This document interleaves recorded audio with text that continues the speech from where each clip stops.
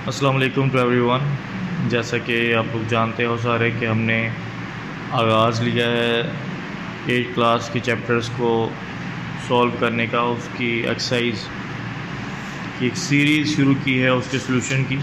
तो उसी की कड़ी है हमारे पास आज।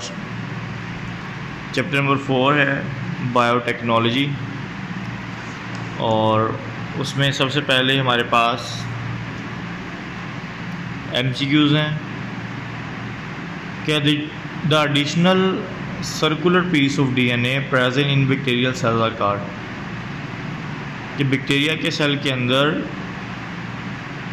DNA के अलावा जो एडिशनल पीसीज होते हैं वो किस चीज़ के होते हैं, उसको क्या बोलते हैं? तो उनको बोलते हैं plasmids. D option is correct. उसके बाद है कि what may be the objective of gene modification of plants. पौधों के जीन्स को चेंज करने का, उनके जीन्स में चेंजेस लेके आने का क्या एक रिज़ल्ट हम हासिल करना चाह रहे हैं, हमारा ऑब्जेक्टिव क्या है?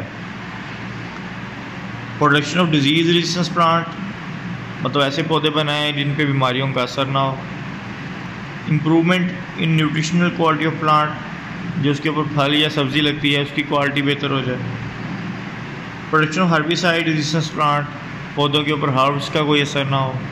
या हम ये सारे के सारे चाहते हैं। तो ऑब्वियसली हमारा जो ऑब्जेक्टिव है वो यही है कि हम तमाम चीज़ों को, तमाम गोल्स को अचीव करें। उसके बाद है third, plasmids and attached foreign gene with it are collectively called. कि DNA, ऑब्वियसली प्लाज्मिड का जिक्र है, इट्स मीन कि ये बैक्टीरियल सेल की बात हो रही है। प्लाज्मिड और फॉरेन जीन को कलेक्टिवली बोलना हो तो इसको क्या बोलते हैं? रिकॉम्बिनेंट सेल बोलते हैं, रिकॉम्बिनेंट DNA बोलते हैं, रिकॉम्बिनेंट प्लाज्मिड बोलते हैं, या रिकॉम्बिनेंट क्रोमोसोम्स बोलते हैं। So option B, recombinant DNA बोलते हैं। उसके बाद कि the organism whose cell and plasmids are usually used in genetic engineering। अभी 2 बार ऊपर उसका जिक्र आ गया। थर्ड में वो पूछ रहा है दोबारा से कि वो ऑर्गेनिज्म जिसको बार बार यूज़ किया जाता है या बहुत ज़्यादा जिसको यूज़ किया जाता है जेनेटिक इंजीनियरिंग में, वो कौन सा है? तो ऑब्वियसली वो क्या है? वो है बैक्टीरिया। प्लाज्मिड्स बैक्टीरिया में ही होते हैं। उसके बाद है कि the section of DNA serving as course for developing character in an organism. DNA का टुकड़ा, DNA का हिस्सा जो कोर्स के तौर पे काम कर रहा है, नए ऑर्गेनिज्म में कैरेक्टर्स को डेवलप करवाएगा, प्रॉपर्टीज़ को डेवलप करवाएगा, वो कौन है? क्या वो जीन्स हैं? क्या वो न्यूक्लियोटाइड हैं? क्या वो प्लाज्मिड्स हैं? क्या वो प्रोटीन्स हैं?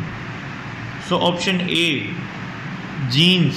जीन्स ही कैरेक्टर्स को प्रोड्यूस करवाने में मदद देते हैं। A option is correct.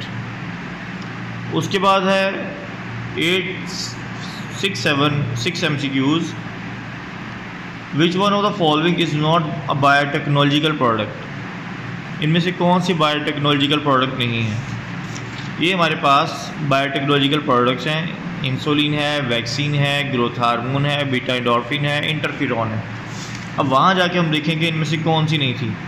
Insulin थी, क्वेनिन, ये एक ऐसा नाम है, एक ऐसी चीज़ है, एक ऐसी मेडिसिन या प्रोडक्ट है जो कि बायोटेक्नोलॉजी के ज़रिए से पैदा नहीं की गई। So option D is correct.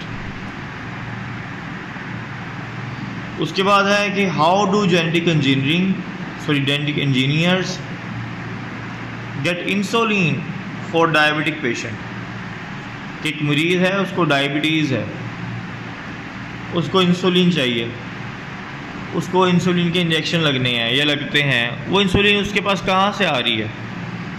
हमने वो इंसुलिन इंसान के ही पैंक्रियाज से सेपरेट किया, आइसोलेट किया, या किसी और एनिमल से उसको निकाल रहे हैं, या इंसुलिन को इंसर्ट किया है ह्यूमन पैंक्रियाज में, या उस इंसुलिन के जीन को इंसर्ट किया है बैक्टीरिया में।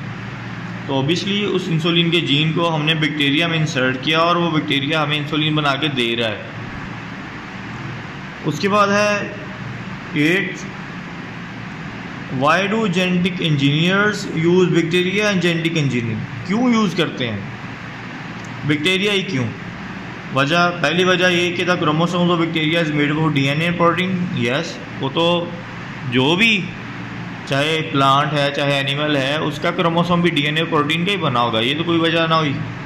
The nuclear is very big and easy to handle, नहीं न्यूक्लियर तो क्लियर है ही नहीं वहाँ पे, न्यूक्लियस तो है ही नहीं वहाँ पे। अच्छा, दे हैव मैनी क्रोमोसोम्स, नहीं बैक्टीरिया में क्रोमोसोम्स की तादाद कम है। अच्छा, फोर्थ है bacteria divide very fast and make colonies, ये इसका सही जवाब है कि उसका जो रेट ऑफ रिप्रोडक्शन है या रेट ऑफ डिवीजन है वो बहुत फास्ट है। उसके बाद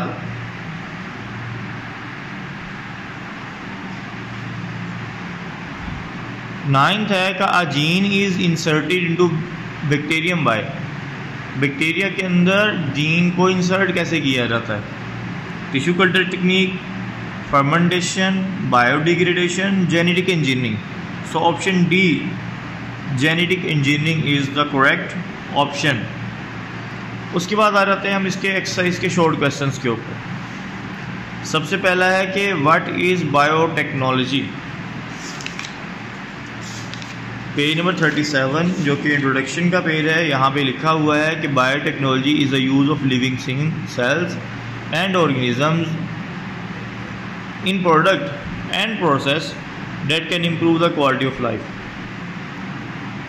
कि लिविंग ऑर्गेनिजम्स को यूज़ करना, क्यों यूज़ करना? ताकि जो क्वालिटी है उस प्रोडक्ट की वो ज़्यादा बेहतर हो जाए। उसके बाद है name at least 2 life saving products of biotechnology. हमने 4 पढ़ी हैं सिलेबस के अंदर, सिर्फ 2 को हमने बताना है। Vaccine use for diabetes, sorry insulin use for diabetes, vaccine for against infectious disease, growth hormone for stimulating growth, beta endorphin as a pain killer, interferon as antiviral protein. उसके बाद है write the application of biotechnology in agriculture में 41 page पे आपको मिल जाएगा, health में 42 page पे, food production में 42 पेज पे।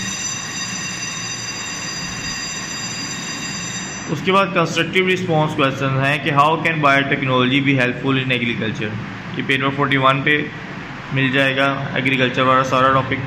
उसके बाद फाइंड आउट बायोटेक्नोलॉजी का products you are using in your daily life, ये पेज नंबर 37 पे मिल जाएगा। इसमें अगर कोई कन्फ्यूजन है तो मैं बता दूँ कहाँ पे है। पेज नंबर 37 पे bread, yogurt, cheese, vinegar and several medicine.